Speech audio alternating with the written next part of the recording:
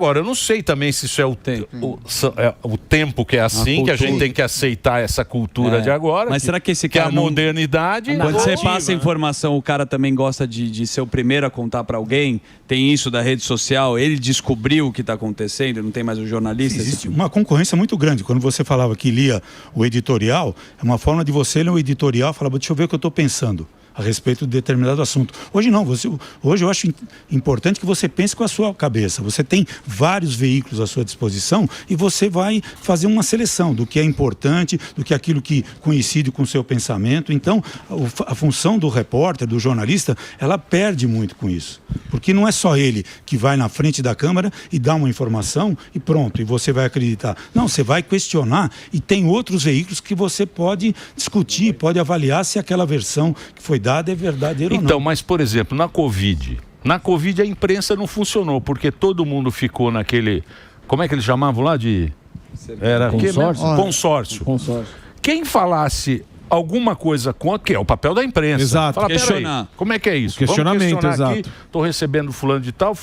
Propor um debate. E hoje em dia você vê que aquilo tudo foi goela abaixo na população. Foi um consórcio que o mundo se uniu em cima daquilo lá, e o papel da imprensa foi o quê?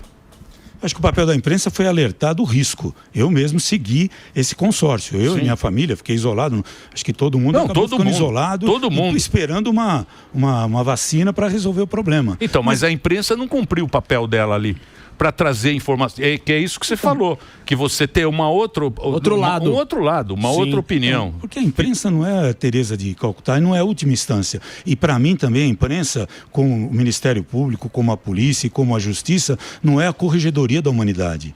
Então, comete-se erro, foram cometidos erros em todos os exageros, omissões. O jornalismo, como é feito por nós, por seres humanos, embora o repórter gosta de passar uma imagem de super-herói, de herói, e eu conheço muitos que fazem essa questão, eu sou a última instância, o que eu falar é verdade. Não, o que eu falar pode não ser verdade, eu posso ter sido induzido, posso ter sido enganado, tem várias situações. Fora que a tragédia da audiência, né? É o combustível também, né? Então, agora, mas se você pensar...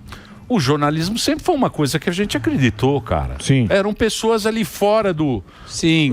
Você seguia um pensamento, claro, era informado por aquilo. Ele faz parte também dos poderes. Lógico, é importante. Mas era uma única informação que você tinha, né, Emílio? Hoje você você pode discutir com outras pessoas, você pode pesquisar pela internet, quer dizer, eu acho que o grande canal de informação é a internet, junto com a imprensa tradicional. E você tem que tirar o meio termo e avaliar, e discutir. Acho que todo ser humano devia ser um repórter, então. Fazer uma investigação profunda daquela informação que ela acabou de receber naquele momento. Ô, Valmir, agora falando da escola base que você citou agora há pouco, como que foi a questão, você lançou um documentário, né, em 2022, como que foi para você, inclusive é o título, né, Um Repórter Enfrenta o Passado, como foi para você fazer esse documentário aí?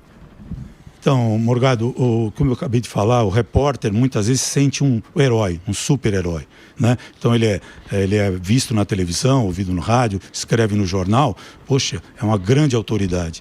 Na verdade, o caso da escola base aconteceu em 94, fazer um resuminho rápido. Sim. Em 94, eu trabalhava na TV, duas mães estavam na porta de uma delegacia aqui no bairro da Aclimação, elas ligam para a TV dizendo que os filhos tinham sofrido violência sexual dentro de uma escola que chamava-se Escola Base.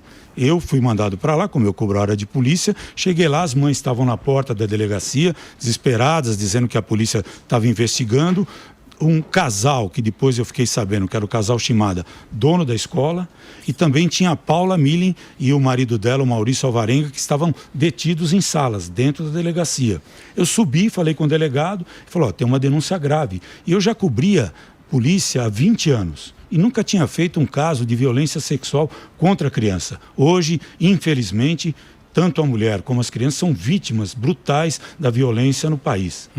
Mata-se mulheres quase que todo dia. Sim. E a violência contra a criança, principalmente dentro de casa, é muito grande. Mas naquela época a gente não sabia disso. Eu falei com o delegado, ele falou, vou mandar fazer um exame de corpo de delito nas crianças e daqui 24 horas eu vou ter a informação. Eu voltei, falei para minha chefe, falou, vamos esperar as 24 horas. No dia seguinte eu voltei na delegacia e o delegado me mostrou um telex que é um documento que recebeu do Instituto Médico Legal, que muitas vezes é fonte da maioria dos jornalistas. Você acredita no laudo do Instituto Médico Legal, e ali naquele laudo vinha uma informação de que o menino era um casal, era uma menina e um menino, e que o menino tinha ferimentos compatíveis com violência sexual. Ou seja, ele tinha algum problema físico que pudesse indicar que ele foi atacado por alguém. Com base nisso, o delegado resolve abrir um inquérito policial.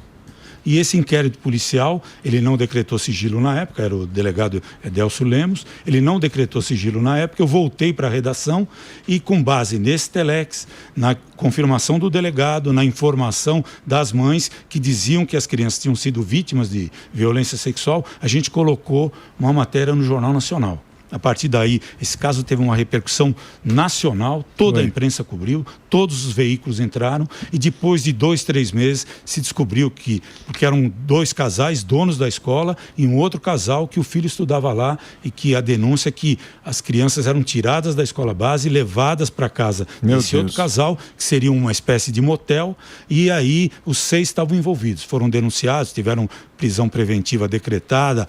A escola foi depredada, a casa dessa Paula Milling, que ela foi abandonada pelo marido, ficou com 2 filhos, 2 filhas, hoje ela tem 4 netos, um deles com síndrome de autismo, e até hoje ela não recebeu a indenização do governo do estado. Na época, o Mário Covas disse que ia deixar que ela recebesse, antecipar o pagamento, só que depois o Alckmin, quando o Covas morreu, o Alckmin assumiu e colocou a Paula numa lista esperando o precatório, que ela até hoje passa grandes dificuldades. Então, para mim, ela é a grande vítima dessa história. E eu fui o primeiro a noticiar. Então, eu me considero culpado. Estou sentado aqui na cadeira de réu. Quer dizer, se você contar um erro que você cometeu, normalmente a gente vê criminosos, políticos, criminosos do colarinho branco, dizendo que não mataram ninguém, que não corromperam ninguém, que não roubaram ninguém. Quer dizer, a minha mulher, ela sempre falava: nós vivemos num país onde todo mundo joga a sujeira para baixo do tapete. E você vai levantar o tapete.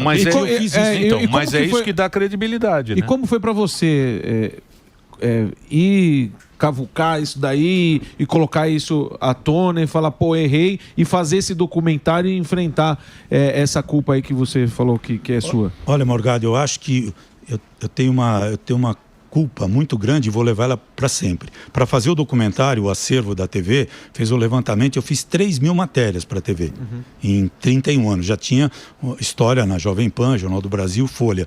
Mas o caso que mais me marcou e vai marcar para sempre é o caso da escola base. Porque você muitas vezes é enterrado e os seus acertos vão com o seu corpo, mas o erro vai ficar para sempre. Então eu vou ficar marcado para sempre. Eu sou o repórter da escola base. Mas o erro também faz parte.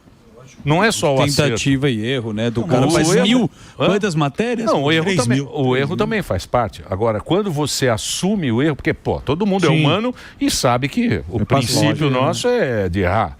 Né? E quando você assume o erro, as pessoas, eu acho que entendem. Lógico. Você não acha? Então, as pessoas falam, mas você não foi o único errado. E no documentário, quem puder ver, está na Globo News, né? Na Globoplay. E conta a história inteirinha. Eu converso com as pessoas que eu acusei injustamente. É muito emocionante. Para mim, sempre quando eu falo do caso, eu me emociono. E eu sou chamado para conversar com alunos em faculdades, em faculdades de Direito, de Jornalismo, e todos eles querem falar sobre o caso da escola base, que marcou para sempre. Sim. Isso desmoralizou muito a investigação jornalística, o trabalho da polícia, dos peritos, mas eu me considero culpado pelo caso, porque eu dei a primeira notícia. Porque a fonte estava errada também, né? A fonte está errada. Se você é meu chefe, eu falo, Emílio, eu estou com essa história.